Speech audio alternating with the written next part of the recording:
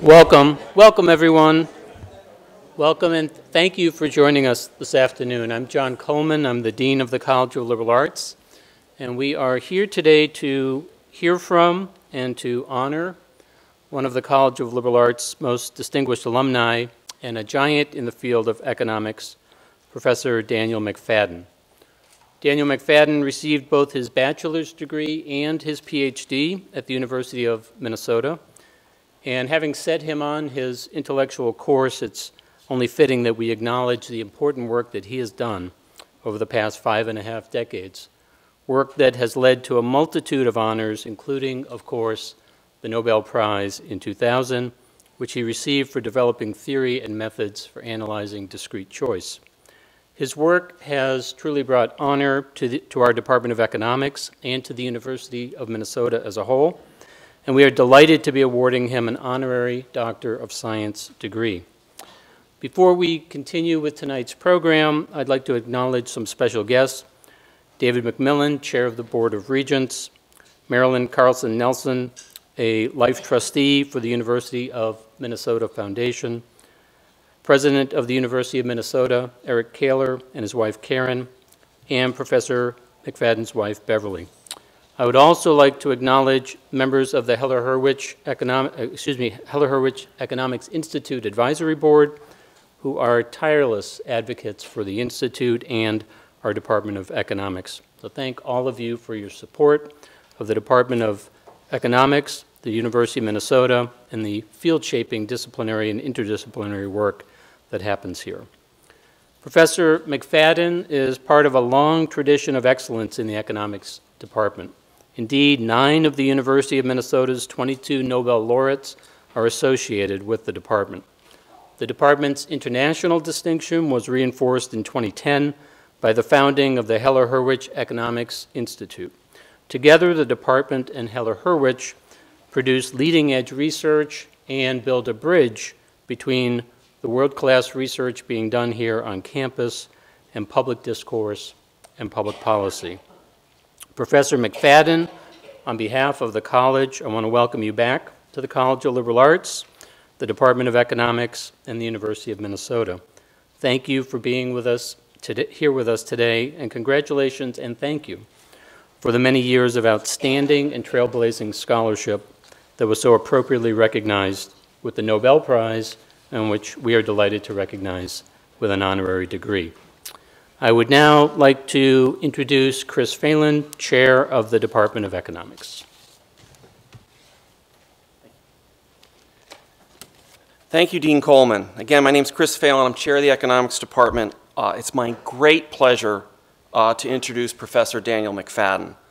Professor McFadden is one of our PhD program's most distinguished graduates, and I looked at that when I wrote it and said, one of? So, he's an elected member of the National Academy of Science. He received the John Bates Clark Medal in 1975, which, the John Bates Clark Medal is given to one person. The Nobel Prize is given to 3, or anywhere from 1 to 3, and every 2 years, not every one. So that's a huge deal. He won the Nobel Prize in Economic Science in 2007, one of two of our PhD students, and the first of our PhD students to receive that honor. Professor McFadden's contributions are many. In fact, in talking to one of my colleagues, he says, you will have difficulty describing just how prolific Professor McFadden is. And I said, then I won't. All right, it's the level of his production to the profession is astounding. But among his most famous and important contributions are those related to the econometrics of discrete choice, which I'll just try to spend 1 minute talking about. Put very simply, before Professor McFadden's work, the profession's use of statistics to draw inferences from the data, to have the data talk to us, on economic choices used econometric theory based on the assumption that an individual's choice set was continuous, as in, say, the amount of gasoline a driver purchases in a month. But many of the most profound choices that individuals or firms or other economic actors face are discrete. One either retires or not. applies for Social Security or Medicare or not. I use those two because we used Professor McFadden's, a co-author of mine and I used Professor McFadden's contributions for precisely that. Whether you buy a car or not, whether you get married or not, whether to replace a bus engine or not, from another famous paper. All of these are discrete choices. Professor McFadden's contribution was first to show that if one used then standard econometric tools to draw inferences from economic choices in the data, these inferences would be wrong. Second, he developed the tools now that everyone uses on how to handle getting the data to talk to us when the data is the result of individuals' discrete choices. It's difficult to overstate just how influential these tools were.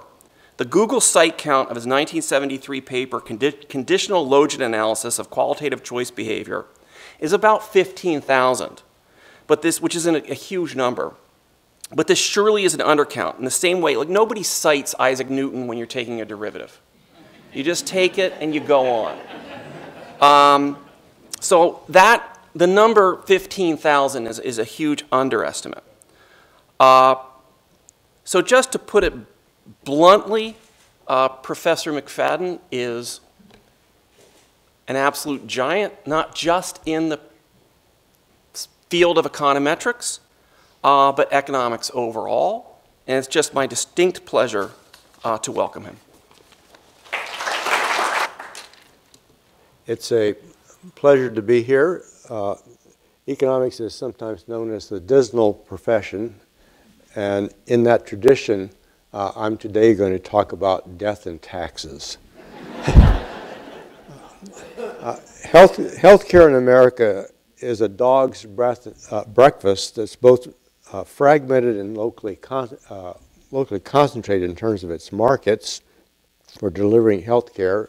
It's hampered by inconsistent government regulation and intervention, has misaligned incentives, shrouded costs, to insurance industry imperfections called adverse selection and moral hazard. It has risky behavior by its citizens and unwise health choices.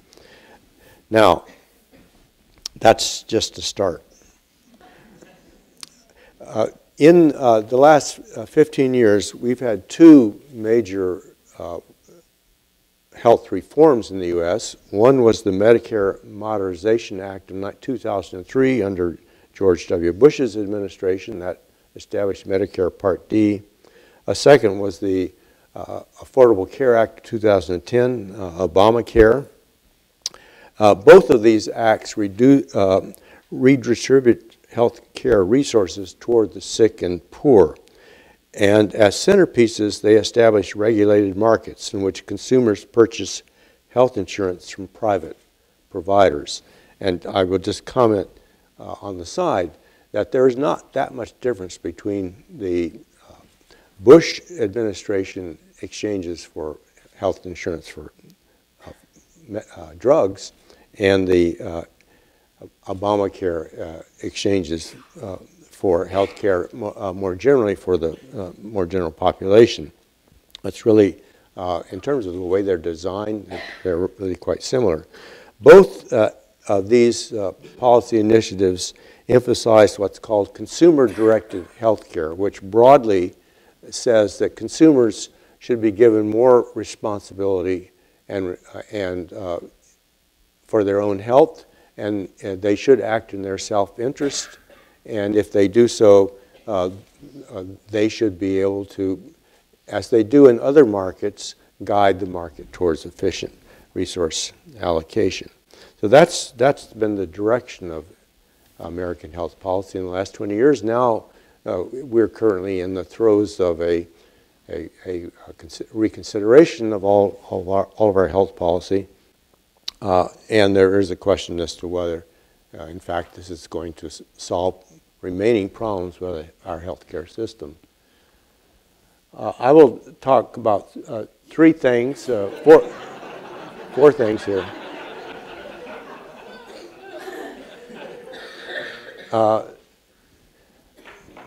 Healthcare cost and performance. Why is healthcare so bad? In fact, because I argue it is bad. The American Affordable Care Act, some of the current reform replacement initiatives, and finally, just a summary of where it seems to all be going. Care in the U.S. is expensive. This is a graph of American healthcare expenditure per person compared with 4 other countries. And these are real dollars here and real dollars comparable across countries, what's called purchasing power parity dollars. So the U.S. is around $9,000 a person, and Switzerland is next at about $6,500 or something like that, and down to China with about $800 a person.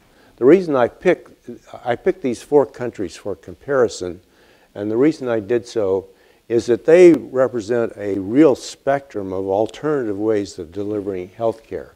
The Swiss system is a private system like ours, private insurers, private providers, but pretty substantial government involvement and pretty substantial regulation of the industry. Canada, a single-payer system, but providers are private. They're essentially just, it works the same way Medicare does in this country. Great Britain, another single-payer system, but the providers are employees of the government. And finally, China, which has moved from actually quite a private and quite chaotic system toward one that has far more government involvement and is being rapidly professionalized. So those are the comparison systems.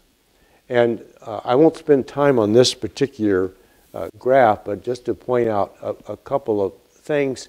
And that is, if you look at what's happening to the growth of healthcare costs around the world, they have grown rapidly since 2000, but around the world that growth has moderated since 2009. Still fairly high growth in the U.S., but not as high as it was earlier in the century.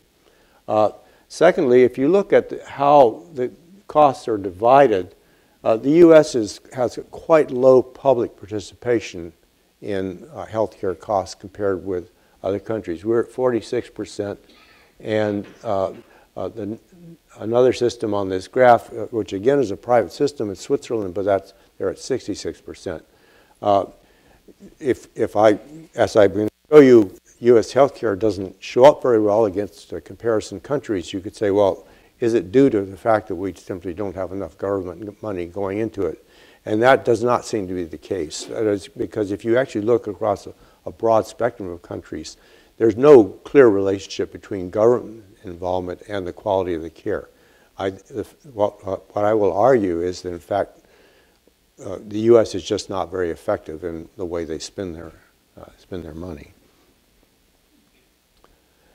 Here's another graph, which is, I'm not even going to really attempt to talk about any of the individual numbers here, but one of the questions is, why is U.S. healthcare so expensive?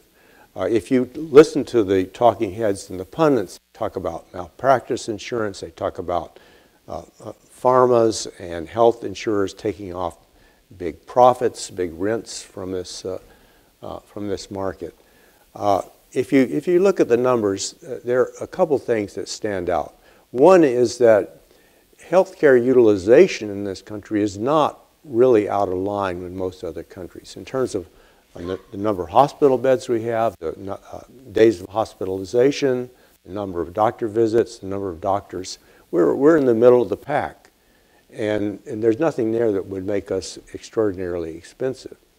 If you start looking at the costs of services in the U.S., you find that hospitalization costs more in the U.S. than other places, but not a lot more. Primary care physicians get paid more, but not a lot more. Specialists actually reasonably quite a bit more in the U.S. than in comparison countries. When you start looking at the costs of procedures, like an appendectomy, or the cost of a diagnostic procedure like an MRI or a CT scan, you find that in the U.S. we're paying far more than we are in other countries. For example, for a CT scan or an MRI, we pay more than double what's paid in Switzerland, which is a country with about the same income, actually a higher income than we have, and a private system. So that's one place where if you want to look for the sources of high costs in the U.S., that is certainly a big issue is how we get saddled with and endure such high costs for procedures and devices. Now, one other aspect of American healthcare that should be noted is that Americans are by and large sicker than people in other countries at the same age. And we can argue, I'll give you some discussion of why that is, but that is a burden on the healthcare system. So there would be higher costs in the U.S. than in some other systems simply because we have at least right now, we have a sicker population to deal with. Now, what we do not get from these high payments, high expenditure on health, is really good healthcare performance. And here's a graph that I'm quite proud of, which means it's kind of hard to understand. The frontier to the northwest in this diagram, which represents about the best you can get per dollar. And these four other countries are systems that are pretty, looking across countries, are pretty close to that frontier.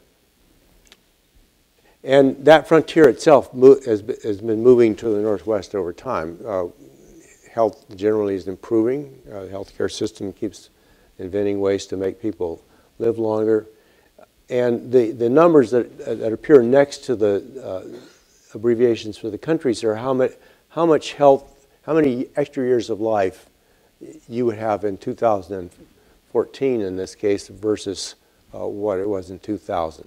So in China, for example, someone who comes along now will live 4 years longer than someone born in 2000. And say in Switzerland it's 4.2, so you see that there's been quite a bit of improvement over time. The U.S. is way inside that frontier. We are living less long and spending a lot more money for it.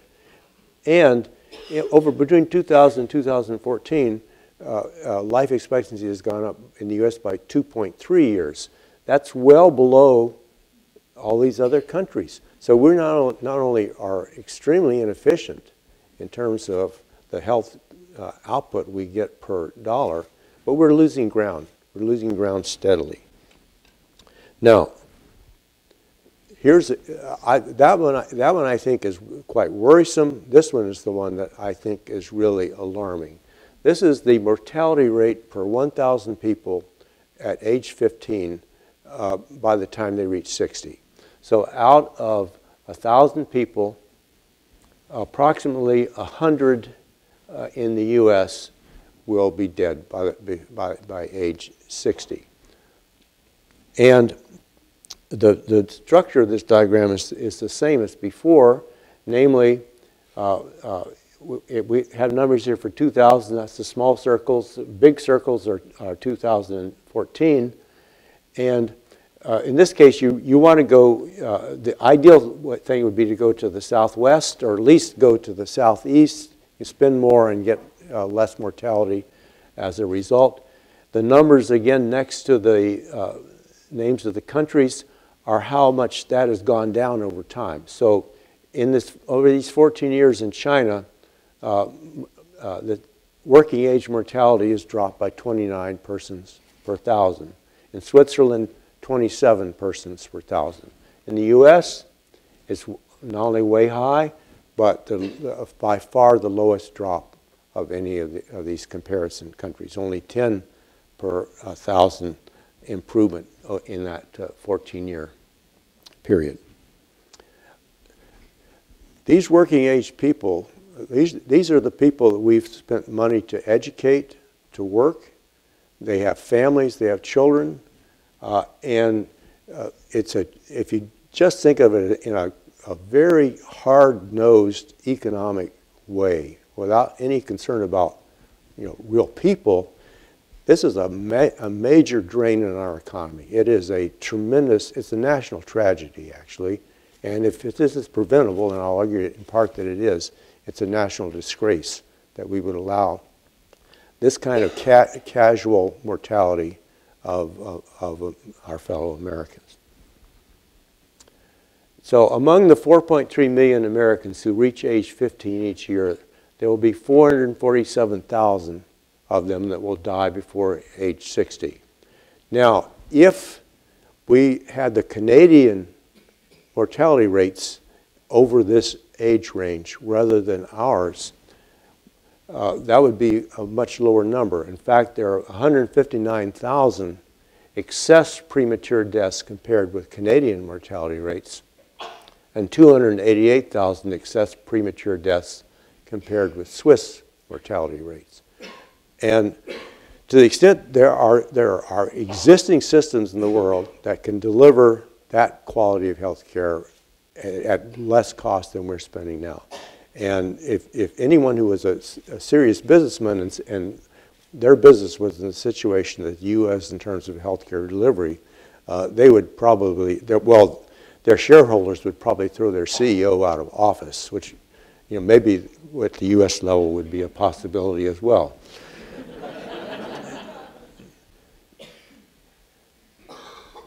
Now, why is U.S. performance so bad? Well, there's some scenarios, some suspects.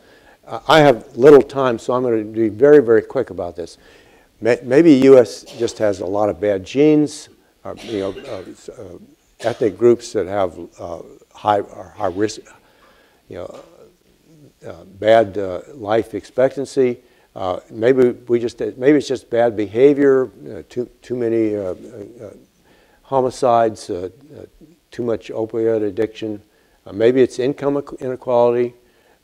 And then we get to the issues which involve how we deliver health care, how is it delivered, what is the role of government incentives, government regulation incentives, and what about the health insurance market, and what's wrong, are there problems there?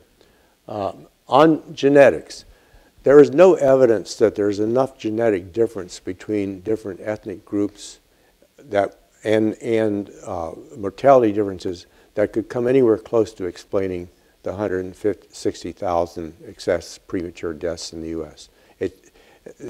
I won't say that it's not there. There are some around the world. There are some populations that seem to have better survival characteristics, but it simply cannot explain the difference between the U.S. and these comparison countries. Bad behavior, no question. About 50 to 60,000 deaths out of that 160,000 are due to extra traffic deaths, extra suicides, extra drug-related or alcohol-related deaths.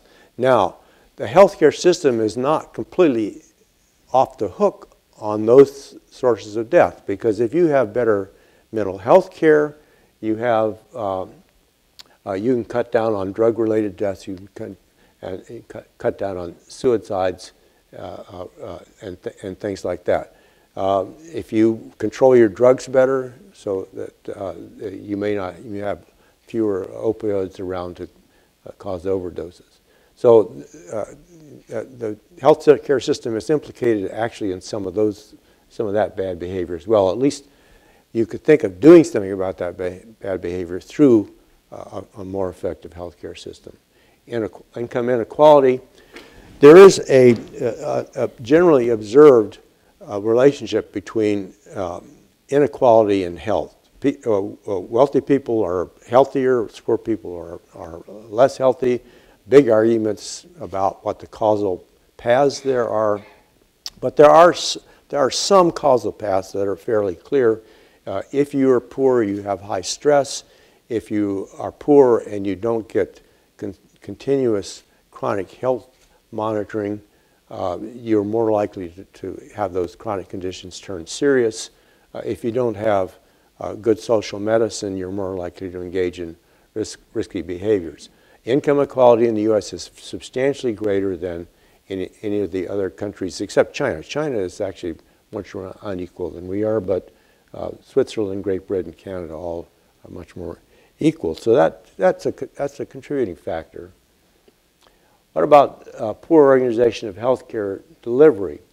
We have a system which is on one hand, at local areas, particularly rural areas, is often highly concentrated. There's often just a few doctors, one hospital, and none of the sort of the classic economic conditions for competition and prices. In addition, we have great lack of transparency in the prices of health costs. People spend more time shopping for a $20 toaster than they do for getting a $6,000 MRI. And in fact, they probably don't even know what the price of the MRI is going to be because nobody can tell them, not even the hospital. So organization of healthcare is a big issue in this country, and any fundamental attack on the inefficiencies in our systems is going to have to deal with that. Now, there are some features actually in the Accountable Care Act which seem to be having some good effect. It promotes accountable care incentives which pay for outcomes, healthy outcomes, rather than paying by procedure. It favors HMOs, which provide more integrated care and can internalize some of the externalities, such as being vigilant about drug treatment for chronic conditions can avoid very expensive hospitalizations down the line. An HMO can, not necessarily will, but can handle that better. Inconsistent government role and incentives.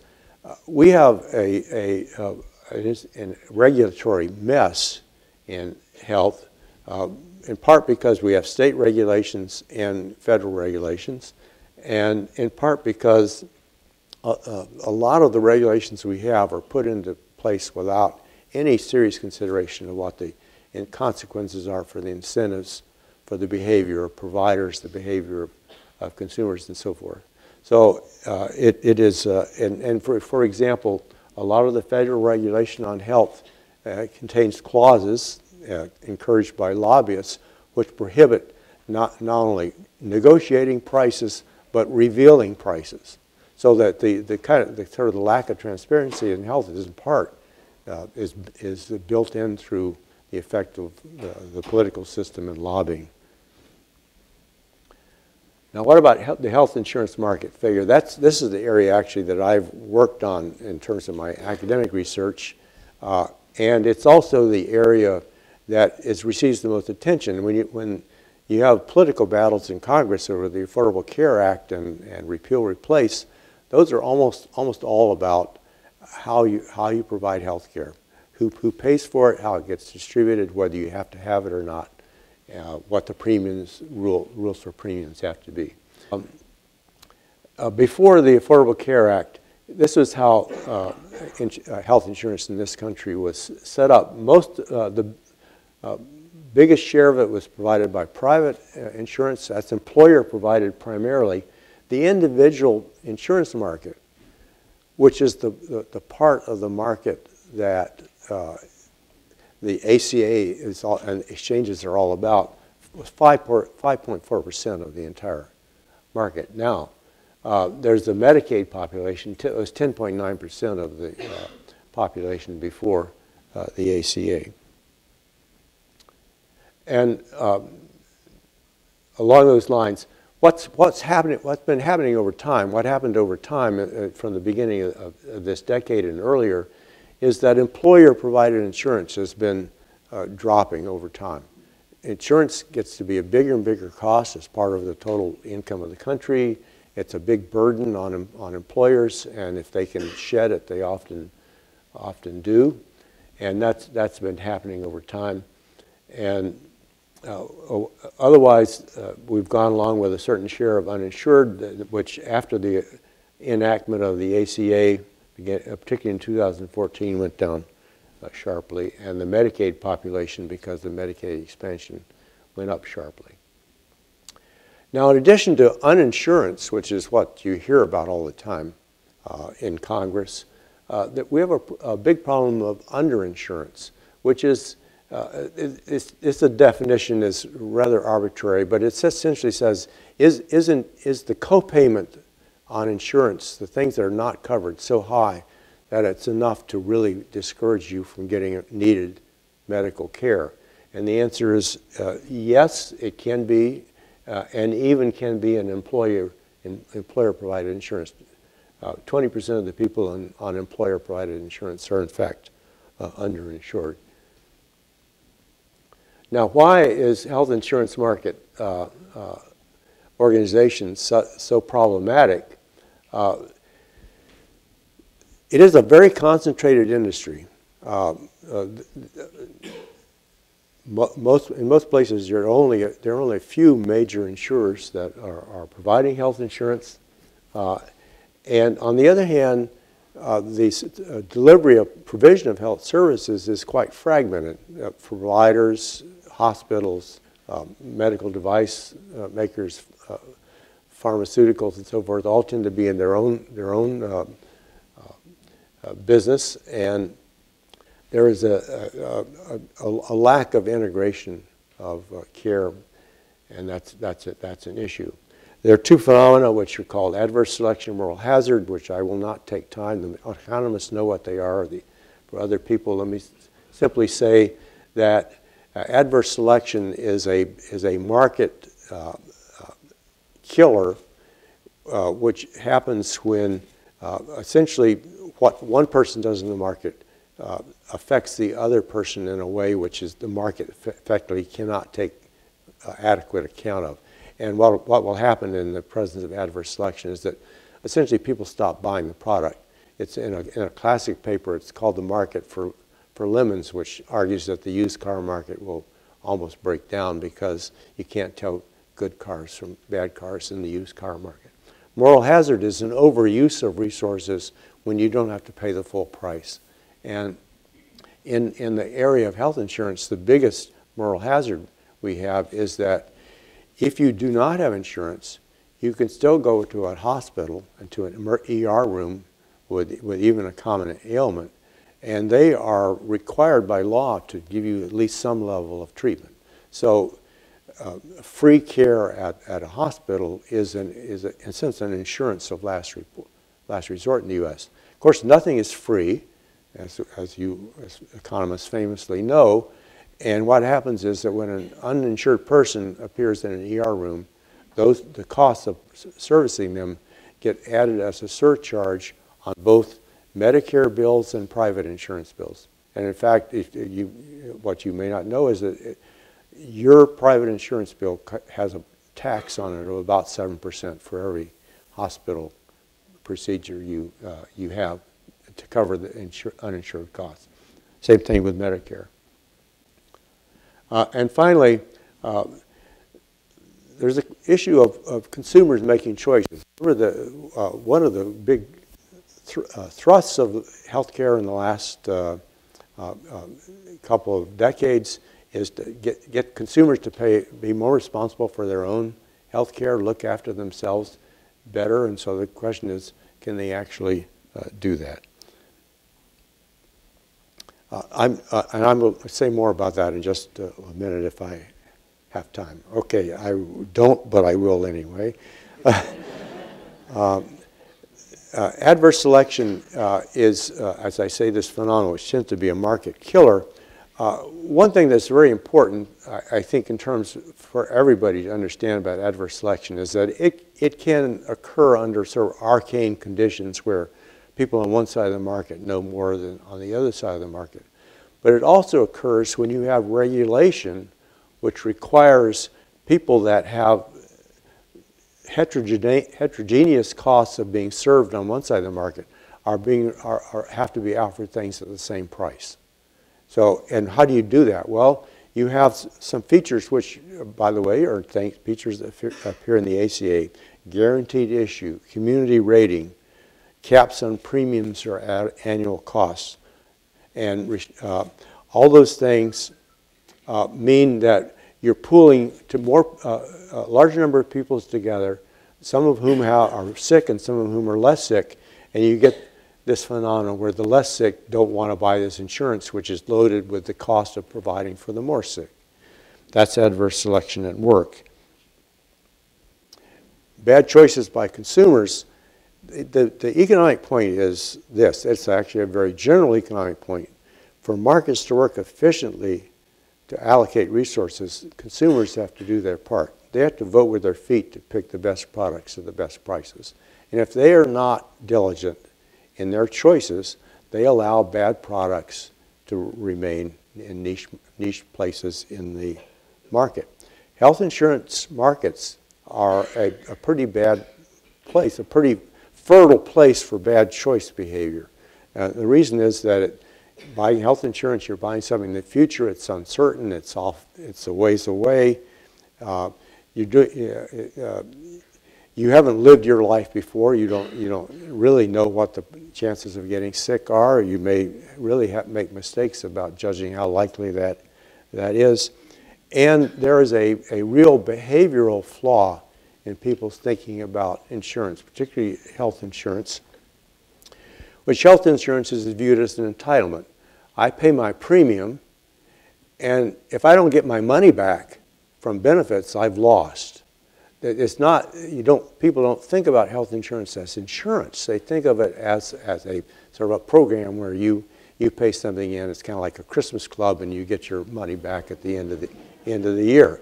So the result of that is that people do not think about insurance in the right way, as they should, about the risk management. So all those are issues. And actually, I'm going to skip this in the interest of time. We've studied the Part D market. There we find the following phenomenon.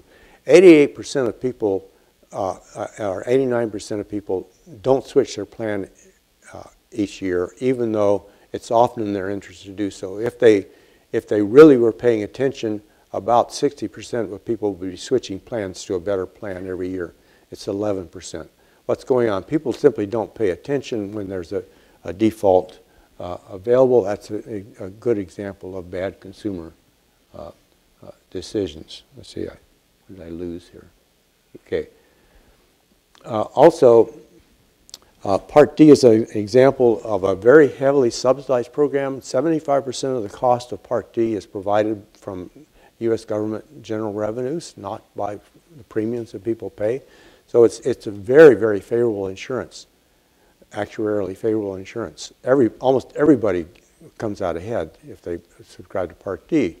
But people who have to make a free choice of whether they sign up or not, only about 25% never sign up. So that's another example of people making just really terrible choices on insurance. Now, I'm going to be very brief about the ACA and the alternatives to it. What the ACA did is it has regulations and insurers, it has online marketplaces, but what the primary thing it does is it expands Medicaid, it provides subsidies for health insurance, and the result of that is a lot more people are insured. These are now insured people who basically go to the same old healthcare system. How well does it work? Well, we have a lot less uninsured. That's actually quite good because, in part because those people are no longer implicitly taxing your hospital and doctor bills. Medicaid expansion has led to a lot more use of the healthcare system. So far, not really any noticeable improvement in health, but it's actually too early to tell. But at least right now we don't see any dramatic improvement in health in expansion states versus non-expansion states. Medical costs have moderated. They've been going up in line with GDP, which was one of the objectives of the ACA, but other things are also involved there. And the ACA exchanges were in fact stable before the current turmoil. Price increases were not out of line, but now with what's going on now, things are getting out of hand. Here's the picture of the distribution of health insurance post the ACA. And what's happened is the private insurance still is the dominant source of insurance. The individual person market has gone up from 5 to 8%, and Medicaid has gone up from about 10 to 17%. Those are the major changes in the health insurance market. I think I skipped financing. I'll have to do that and talk about the Republican alternatives. Let me just say that of all the Republican alternatives, none of them have actually focused on the healthcare system and the efficiency of that system. They are all about who's paying for who else's care and what the role of government should be. And, you know, there are certainly legitimate concerns about how this sector is run and what the role of government in it should be. But it's very hard to step away and just talk about only the money without the healthcare side of it. What we've seen is the Republican proposals up to now have failed, but devolution efforts, that is the devolving responsibility for health care back to the states, it's been declared that it will continue. I will comment that there's no developed country with a decent health care system which has a substantial devolution of the responsibility to the states. But there is quite a bit of decentralization and localization in terms of how services are delivered, usually under some kind of a consistent national policy umbrella. So I would say at the outset that the idea that you would devolve healthcare responsibility to the states isn't just absurd on its face, but the question is, can you make it work, and can you have enough of a policy umbrella so that the whole country can work together? And I'll just make just a few comments. Many U.S. states do not have an adequate tax base to support a state-managed healthcare system. So you almost have to start with state tax reform to make that work. If you have national suppliers and decentralized buyers by state, that actually aggravates market concentration. It weakens the ability of the buyers to bargain. And we've seen in other kinds of markets, say for example, bank regulation in the Eurozone, it's really a problem when you're dealing with companies that expand beyond the borders of your regulatory authority, because it opens a lot of opportunities for gaming. And that would be the case if we had a devolved healthcare system as well. One proposal is Bernie Sanders' proposal for a single-payer Medicare for all, which would be like Medicare. It would be like the Canadian system, for example. There are a few things unspecified about Bernie Sanders' proposal. One, how do you pay for it? It would probably require a substantial payroll tax. How would you get there from existing employer-based coverage? I have no idea. How would you establish provider prices and claims in the U.S. under a system like this? And the answer to that is perhaps you'd mimic Medicare. Maybe that would work. Okay, last conclusions. The ACA financing, Obamacare financing, is rickety and will be under continued attack.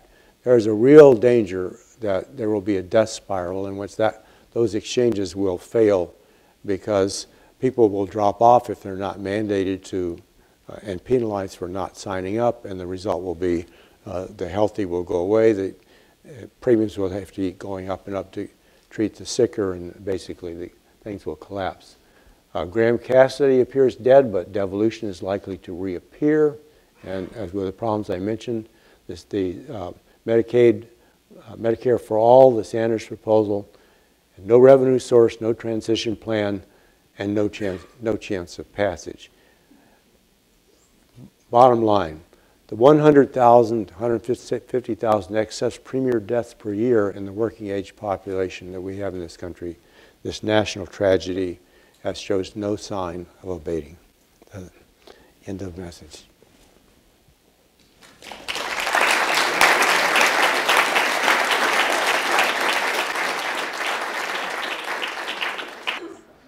Okay, he's given us about 5 hours of material, but we have about 10 or 15 minutes to ask questions. So anyone want to begin? Oh, there's a question in the back. You showed a slide that showed 56% were private employed or insured by private employers. Does that include the federal government and state government employees? It does. Because I thought I looked up a statistic. I'll say that hesitantly because I really need to check it, but I think that it... Because I thought I looked up a statistic here recently that showed 80% of Minnesota's population was covered by private or government insurance. And that led me to an idea. But well, Medicaid and Medicare in that diagram both count as government insurance, so that 80% is about, if anything, is about right, I think.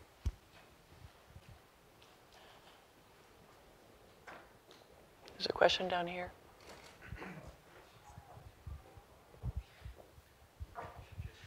The Sanders proposal and Medicare, Medicaid, all of those still depend on pay for procedure. Why aren't we seeing a movement more toward the paying for outcomes? Well, I think we are, and I think there are successful organizations all around the country that have led the way. In California, the Kaiser is Permanente is one such group.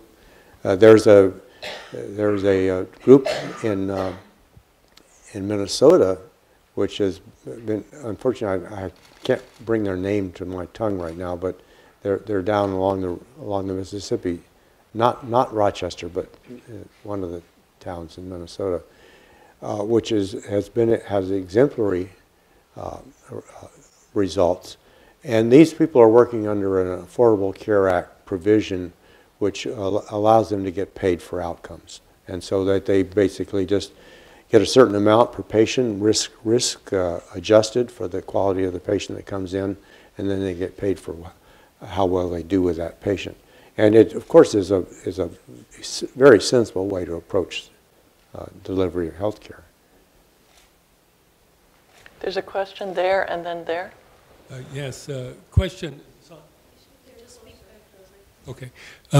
Question I have, is there any benefit to looking back on how the systems in other countries evolved as give us some guidance for moving forward in this country?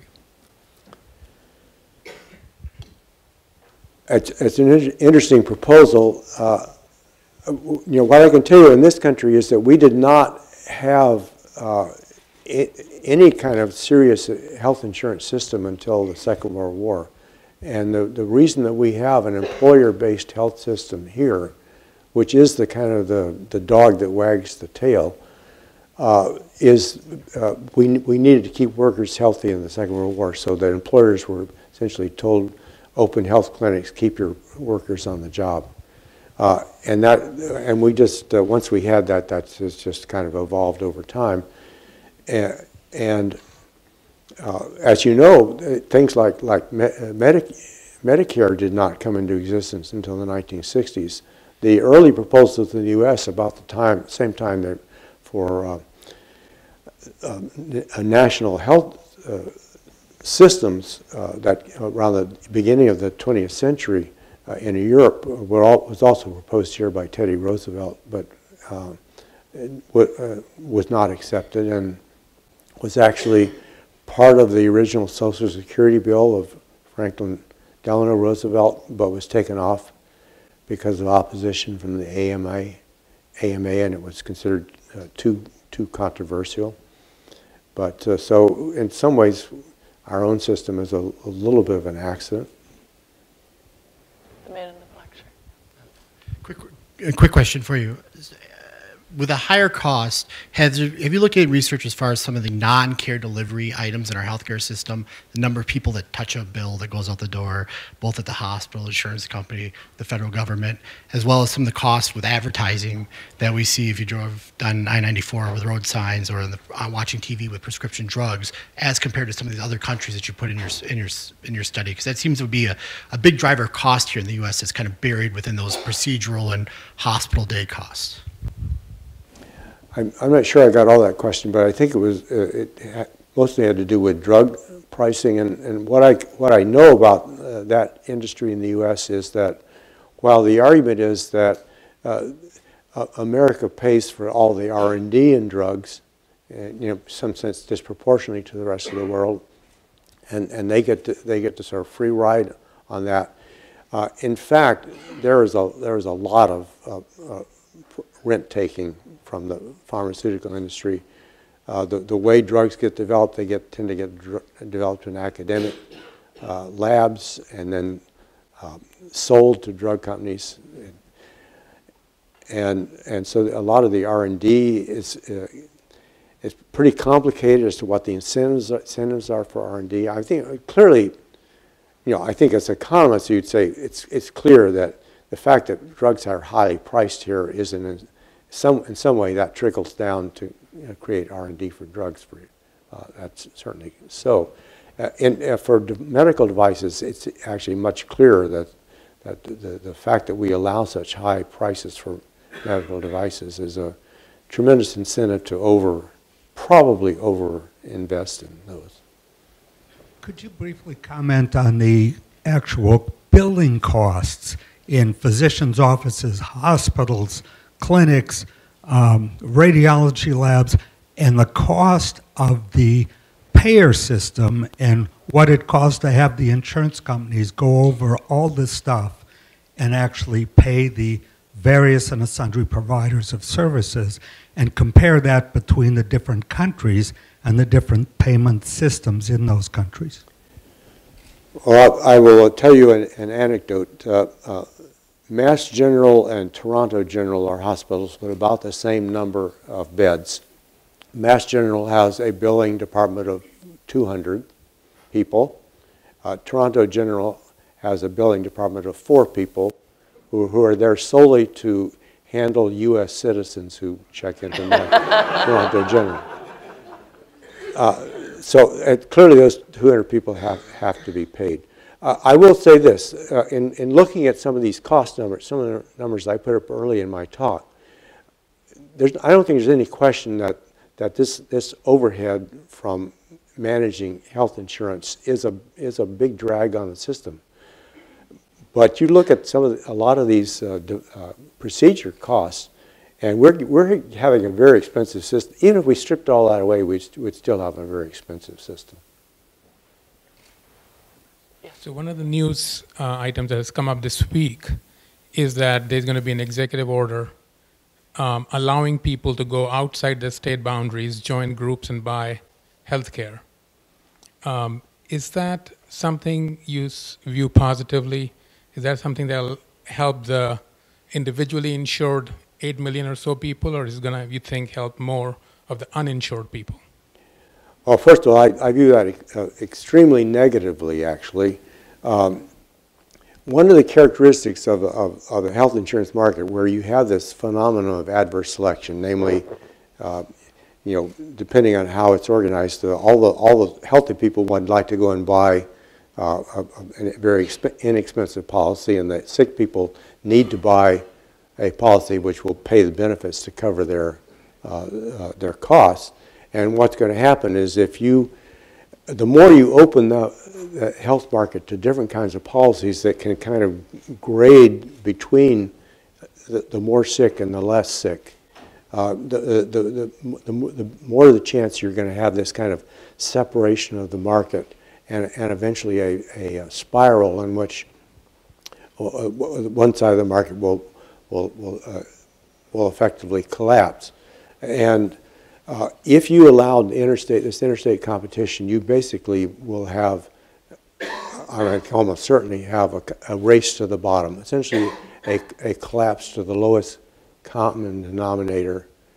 It's exactly the same phenomenon. So it's when you buy a used car, the only used car you can actually buy is the worst possible used car there could be, because all the rest, the seller can't get what the car is really worth by selling it, so you just hold on to it.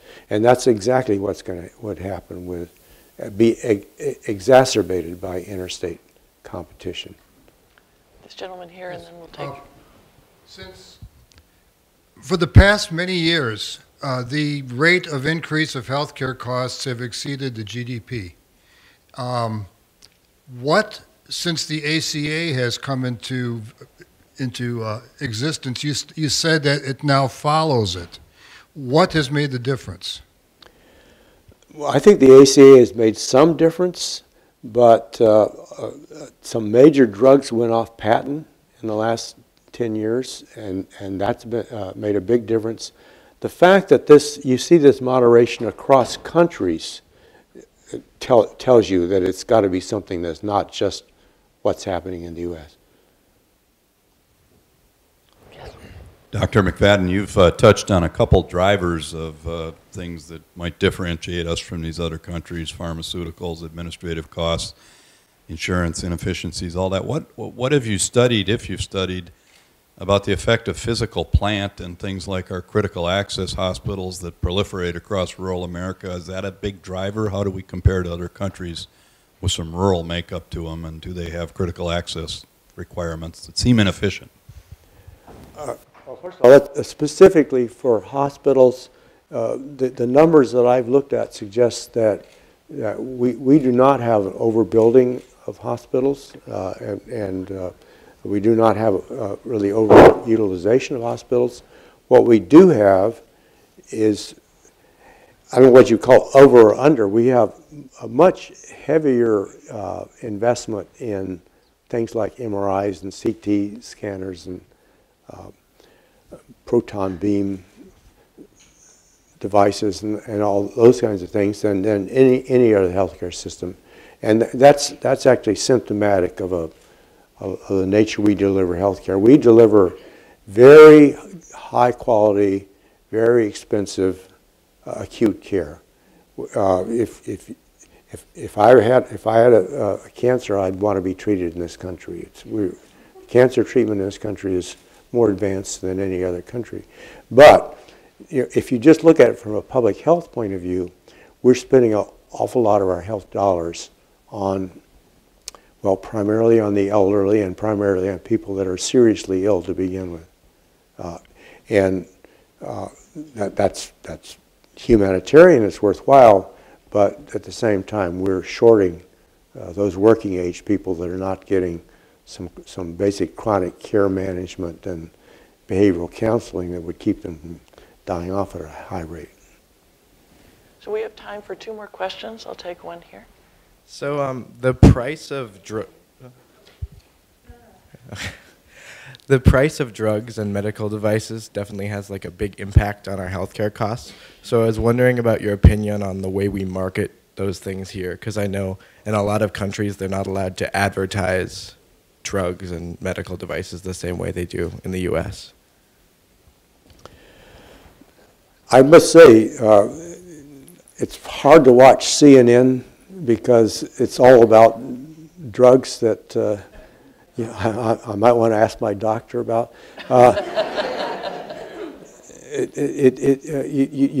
You do wonder how much of this high drug cost is because of the commitment to do this. Now, I complained to my internist about this issue, and he said, well, you know, people see those ads and they do come in and ask me about it, and at least that gives me a chance to see them and recognize when they have some serious ailment that they're not otherwise coming in and complaining about. So that was an interesting counter view on that issue.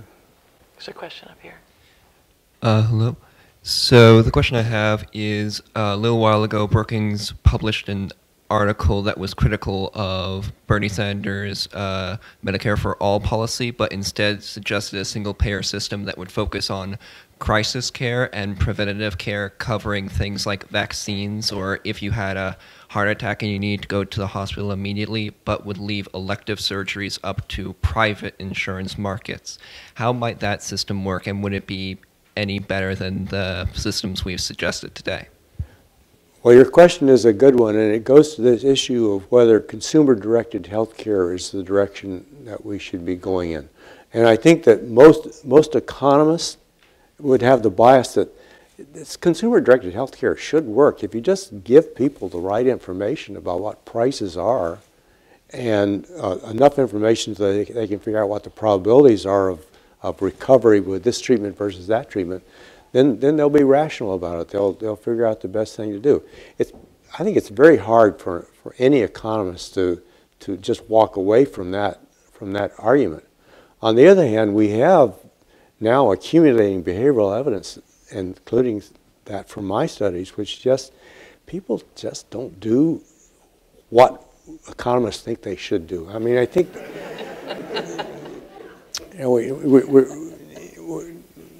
what's the answer? We're probably mandatory economics training for the population.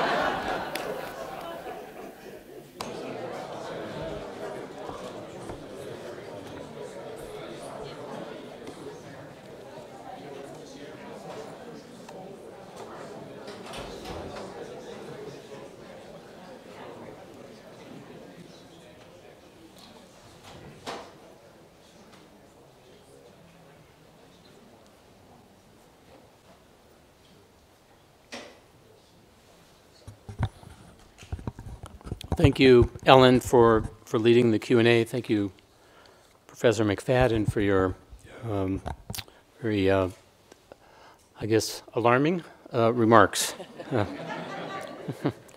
Chris Phelan and I were talking that we're getting close to that age where we're out of the risk pool of 15 to 60. So we're not. I think we're happy about that. On the other hand, it means you're closer to that line too. But since 1925, the University of Minnesota has awarded over 270 honorary degrees, and it is a special occasion when one of our own alums is conferred with one of these honorary degrees. As a college, in the College of Liberal Arts, we are immensely proud of our economics department, which has historically ranked among the very best in the world. The department's reputation rests on the work of scholars who have nurtured an environment that is committed to academic rigor. It rests also on the belief that excellence is best achieved where ideas are critiqued and debated and where challenging the intellectual status quo is encouraged. Professor McFadden provides a perfect example of what has made Minnesota a hub of innovation in economic research and a destination for economists from around the world. His creative, rigoring, and risk-taking work, which created entirely new ways of understanding economic behavior, is a model for the next generation of economic scholars, the students who joined us here today, and all of those who Professor McFadden has interacted with during his trip here to the Twin Cities. It is now my pleasure to introduce the president of the University of Minnesota, who, like Professor McFadden, is also a doctoral alum of the U, Eric Kaler.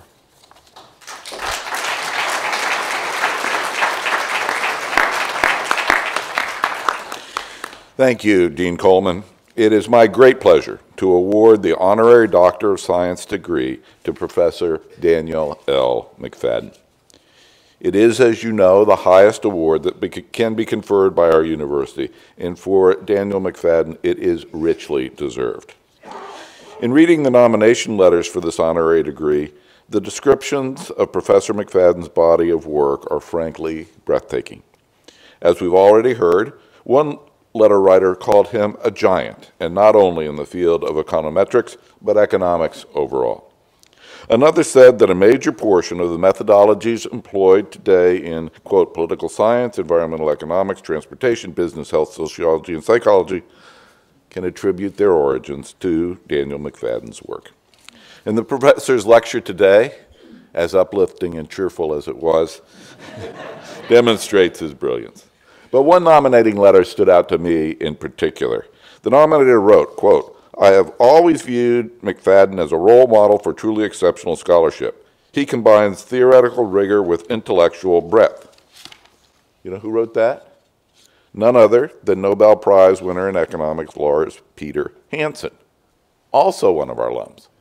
So we have the wonderful opportunity that confirms the excellence of our Department of Economics because we have one Nobel laureate from Minnesota writing to recommend another Nobel laureate from Minnesota. That's kind of cool. This honorary degree also celebrates Dan's special connections to our university, having entered the U at the age of 16 and then earned his bachelor's degree in physics here 60 years ago and his PhD in economics 5 years later in 1962. That year was the same year he married Beverly. And for a scholar whose work has focused on discrete choices, he clearly made a very good one in teaming up with his wife.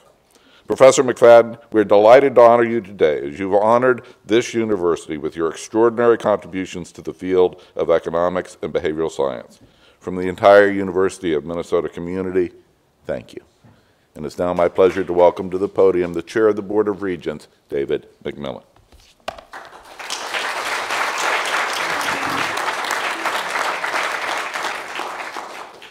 Thank you, President Kaler. I'm honored to be here this afternoon on behalf of the Board of Regents and the university.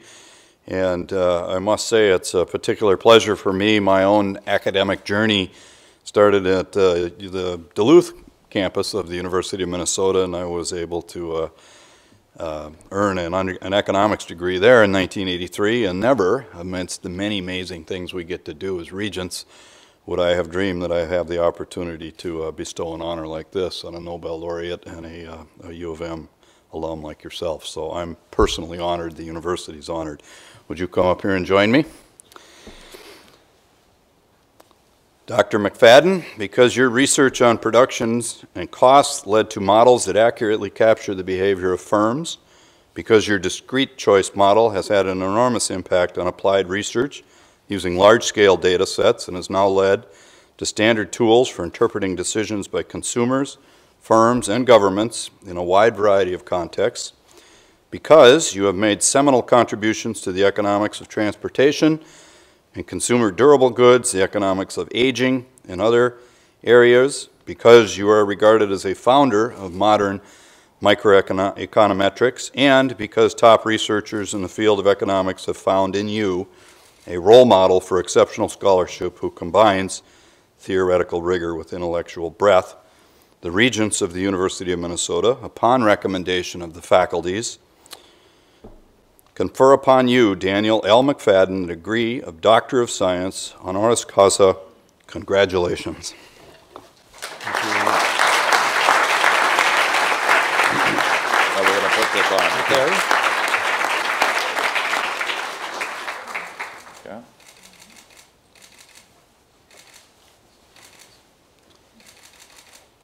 Dr. McFadden, would you like to say a few words? And let us give you the actual document, too. Thank you very much.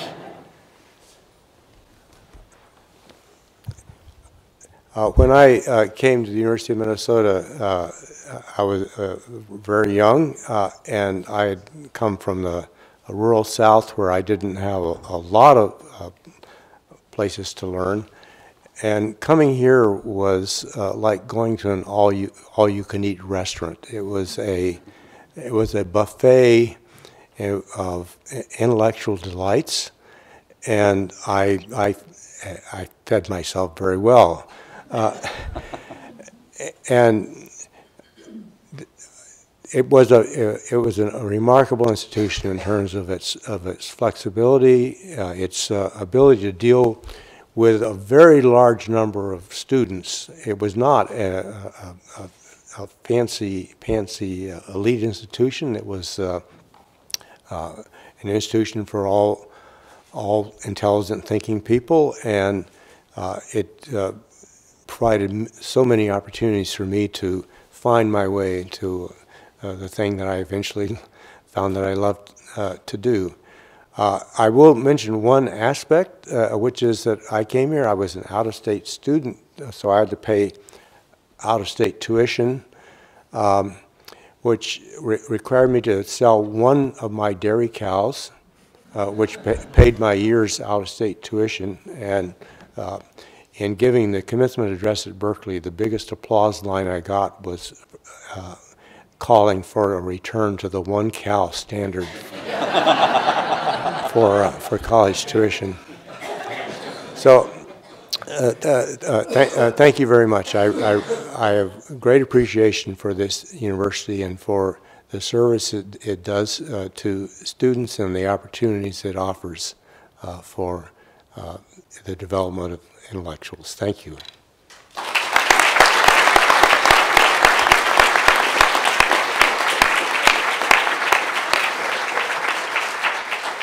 Dr. McFadden will put you in the middle and take a brief picture.